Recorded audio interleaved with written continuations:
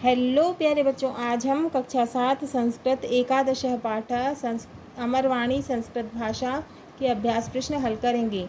शब्दार्थः गीर्वाण भारती का अर्थ है संस्कृत भाषा। संस्कृत भाषा को देवभाषा कहा जाता है।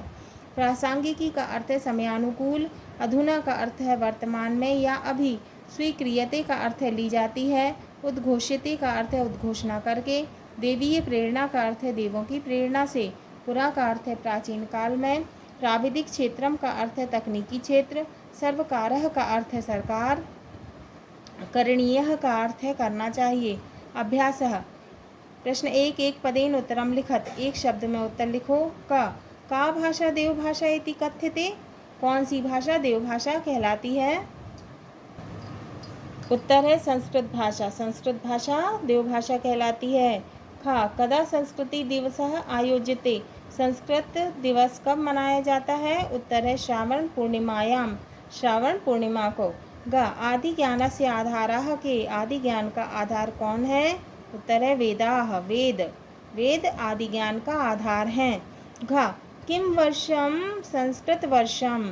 कौन सा वर्ष संस्कृत वर्ष था? उत्तर है 1999 से 2000। भारतस्य द्वय प्रतिष्ठे के। भारत की दो प्रतिष्ठा कौन सी हैं? उत्तर है संस्कृतिः और संस्कृतस्था, संस्कृति और संस्कृतस्था। का भाषा संपूर्ण राष्ट्र में एक सूत्रेण बांधती। कौन सी भाषा संपूर्ण राष्ट्र को एक सूत्र में बांधती है? उत्तर है संस्कृत भाषा। दूसरा है एक वाक्येन उत्तरम लिखत। एक वाक्य में उत्तर लिखो। संस्कृत भाषायाः पंचकवीनां नामानि लिखत। संस्कृत भाषा के 5 कवियों के नाम लिखना है। उत्तर है वाल्मीकिः, कालिदासः, भारवी, माघः, जयदेव च संस्कृत भाषायाः कवयः सन्ति। वाल्मीकि, कालिदास, भारवी, माघ, जयदेव संस्कृत भाषा के कवि हैं। गूढ़ रहस्यानि देवीय तत्वानि कुत्र निहितानि। गूढ़ रहस्य देव तत्व कहाँ है? उत्तर है श्रीमद्भगवत गीतादि भारतीय धर्म दर्शन ग्रंथेषु रहस्यानि देवीय तत्वानि निहितानि। श्रीमद्भगवत गीता आदि भारतीय धर्म दर्शन ग्रंथों में गूढ़ रहस्य देवीय तत्व निहित है। तो श्रीमद्भगवत गीता भारतीय धर्म ग्रंथों में गूढ़ रहस्य देवीय तत्व निहित है। कस्मात् कारणात् संगणकाय संस्कृतम उपयुक्तम। किस कारण से संस्कृत कंप्यूटर के लिए उपयुक्त है? उत्तर सुबद्ध व्याकरण कारणात् संस्कृतम उपर्युक्तम। व्यवस्थित व्याकरण के कारण कंप्यूटर के लिए संस्कृत उपयुक्त है। कयोः ग्रामयोः जना संस्कृतेन वदन्ति। किन दो गांवों के लोग संस्कृत बोलते हैं? उत्तर है कर्नाटके मत्तूर ग्रामे, मध्य प्रदेशे झीरी ग्रामे च जनाः संस्कृतेन वदन्ति। कर्नाटक के मत्तूर ग्राम तथा मध्य प्रदेश के झीरी ग्राम के लोग संस्कृत बोलते हैं। धर्म पुराण स्मृति ग्रंथेषु किम किम प्रतिपादितम। धर्म पुराण स्मृति ग्रंथों में क्या क्या समझाया गया है?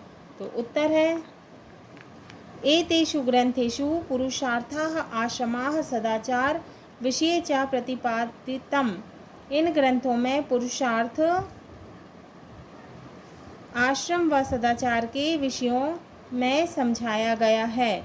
चत्वारः वेदाः के। 4 वेद कौन से हैं? उत्तर है ऋग्वेदः, यजुर्वेदः, अथर्ववेदः, सामवेदः च।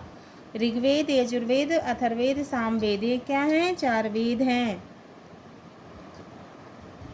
प्रश्न 3 रेखांकित पदानाम आधारेण प्रश्न निर्माणम कुरुत। रेखांकित पद के आधार पर प्रश्न का निर्माण करना है। उत्तर है श्रावणी पूर्णिमायाम संस्कृत दिवसः आयोज्यते। श्रावण की पूर्णिमा को संस्कृत दिवस आयोजित होता है। तो प्रश्न बनाना है हमें श्रावणी पूर्णिमायाम किम आयोज्यते। क्या आयोजित होता है श्रावणी पूर्णिमा को? पुरा संस्कृत भाषा जनभाषा आसीत। प्राचीन समय में संस्कृत भाषा जनभाषा थी। तो प्रश्न बनाया हमने, पुरा संस्कृत भाषा काः आसीत्। प्राचीन समय में संस्कृत भाषा कौन सी भाषा थी? यहाँ क्या है? जनभाषा। तो यहाँ हमने प्रश्न बनाया का आसीत्। गा आध्यात्मिक ज्ञानेन भारत जगद्गुरुः आसीत्। उत्तर, केन भारत जगद्गुरुः आसीत्। आध्यात्मिक ज्ञानेन भारत जगद्गुरुः आसीत्। प्रश्न बनाया हमने, केन भारतम जगद्गुरुः आसीत्। गा समस्त भारतीय भाषाणां जननी संस्कृतम। समस्त भारतीयों की भाषा, भारतीय भाषा, समस्त भारतीय भाषाओं की जननी क्या है? संस्कृत है। तो प्रश्न बनाया हमने, केषां भाषाणां जननी संस्कृतम। समस्त भारतीय की जगह क्या आ गया? केषां। इंगा भारते 15 संस्कृत विश्वविद्यालयाः सन्ति।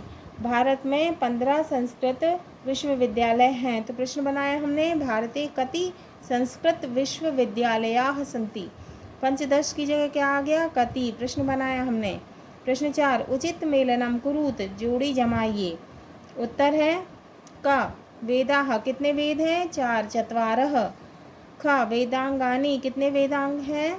6 षट्। ग दर्शनानि। कितने हैं? 6 षट्। घ उपनिषदः। उपनिषद कितने हैं? 108 अष्टोत्तर शतम। इंगा पुराणानि। पुराण कितने हैं? 18 अष्टादश। च संस्कृत वर्षम कौन सा है? 1999 से 2000। छ आदि कवि। आदि कवि कौन है? वाल्मीकि। जा संस्कृतम क्या आएगा? जीरी ग्रामः। प्रश्न 5, कोष्टकात् उचित पदम चित्वा रेखांकित पदेः प्रश्न निर्माणम कुरुत। कोष्टक में दिए हुए उचित पद को देखकर रेखांकित पद से प्रश्न का निर्माण करना है। ये कोष्टक में दिए हुए हैं शब्द और यहाँ रेखांकित हैं, तो यहाँ पे क्या करना है? प्रश्न बनाना है। उत्तर का आर्याणां भाषा संस्कृत भाषा आसीत्। आर्यों की भाषा संस्कृत भाषा थी। तो प्रश्न बनाया हमने, आर्याणाम की जगह क्या आएगा? केशाम भाषा संस्कृत भाषा आसीत्। किसकी भाषा? संस्कृत भाषा थी। खा भोजस्य राज्ये सर्वे जनाः संस्कृत भाषायाः एव वदन्ति स्म। भोज के राज्य में सभी लोग संस्कृत भाषा बोलते थे। प्रश्न बनाया हमने, भोजस्य की जगह क्या आएगा? कस्य। कस्य राज्ये सर्वे जनाः संस्कृत भाषायाः एव वदन्ति स्म। किसके राज्य में सभी लोग संस्कृत भाषा में बात करते थे? ग आंग्ल भाषायाः कतिपयेषु शब्देषु संस्कृत भाषायाः प्रभावः दृश्यते।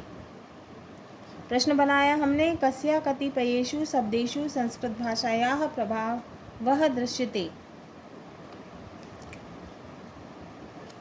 घा बाणभट्टस्य कादम्बरी अपि संस्कृत भाषायाः उत्कृष्टा कृतिः अस्ति। बाणभट्ट की कादम्बरी में संस्कृत भाषा, कादम्बरी जो है संस्कृत भाषा की उत्कृष्ट कृति है। प्रश्न बनाया हमने, बाणभट्टस्य कादम्बरी अपि संस्कृत भाषायाः कीदृशी कृतिः भवति। उत्कृष्टा की जगह क्या आ गया? कीदृशी। तो बाणभट्ट की कादम्बरी संस्कृत भाषा की कैसी कृति है? प्रश्न 6, उचित पदेन रिक्त स्थानं पूरयत। संस्कृत भाषां संस्कृत भाषा। उत्तर है जनाः संस्कृत भाषां वदन्ति। खालिस्तान में आएगा संस्कृत भाषा। लोग संस्कृत भाषा बोलते हैं। खा संस्कृत भाषा देववाणी कथ्यते। संस्कृत भाषा को देववाणी कहते हैं। खालिस्तान में आएगा संस्कृत भाषा। गा संस्कृत भाषायाः विकासः आवश्यकः अस्ति। तो संस्कृत भाषा का विकास आवश्यक है। तो खालिस्तान में आएगा संस्कृत भाषायाः। घा भारतीय भाषाणाम उद्गम संस्कृत भाषायाः एव अभवत्। भारतीय भाषाओं का उद्गम संस्कृत भाषा से हुआ। प्रश्न 7, अव्यय परिचय। पहले अव्यय परिचय करेंगे। लिंग वचन विभक्ति द्वारा अपरिवर्तनीय शब्द अव्यय। इसमें लिंग वचन और विभक्ति आदि का रूप न बदले वे अवयव कहलाते हैं। प्रश्न 7, उचितम अव्यय पदम चित्वा कथाम पूरयत।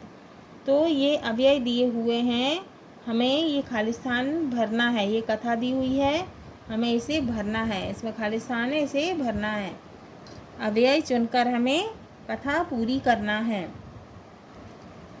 पुरा काले एकस्मिन् वने बहवः पशु पक्षिणः निवसन्ति स्म।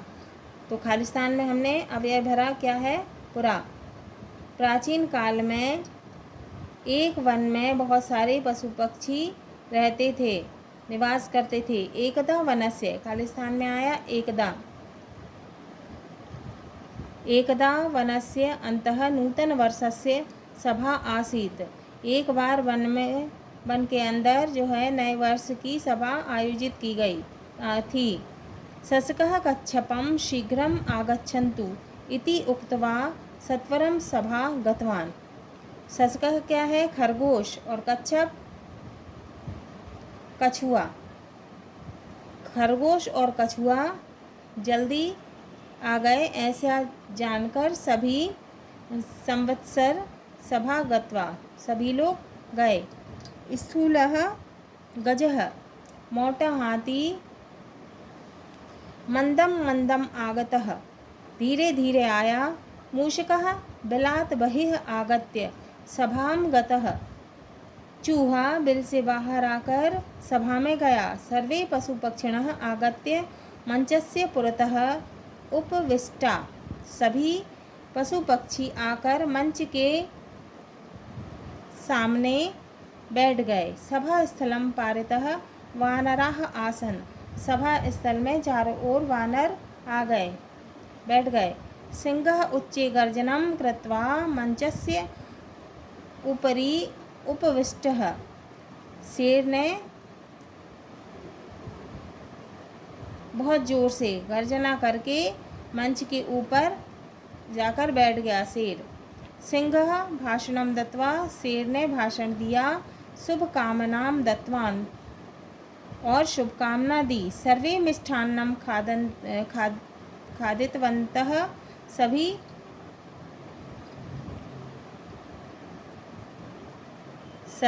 जानवरों ने क्या किया? मिठाई खाई।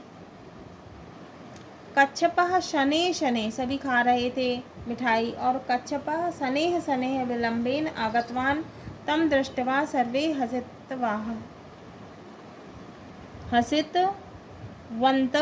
हसितवन्तः। तो कछुआ धीरे धीरे देरी से आ रहा था, सभी ने उसे देखा और सब हंसने लगे। योग्यता विस्तारः।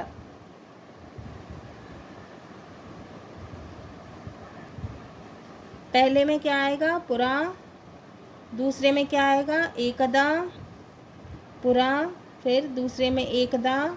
तीसरे में क्या आएगा? अंतः। चौथे में क्या आएगा? शीघ्रम। शीघ्रम। पांचवें में क्या आएगा? इति।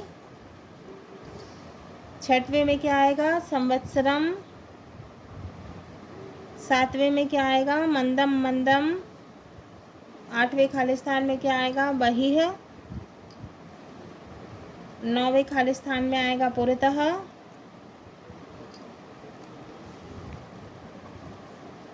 10वें खाली स्थान में आएगा पारितः। और 11वें में आएगा उच्चेः। और 12वें में आएगा अपरिः। और 13वें खाली स्थान में आएगा शनैः शनैः। योग्यता विस्तारः। स्मरन्तु कविः लेखकः कृतिः। कवि लेखकः कृतिः, ये कवि और लेखक दिए हैं और ये उनकी कृति है, रचना है। कृति माने रचना। ये कवि और लेखकः, लेखक हैं। और ये कृतिः माने उनकी रचना है।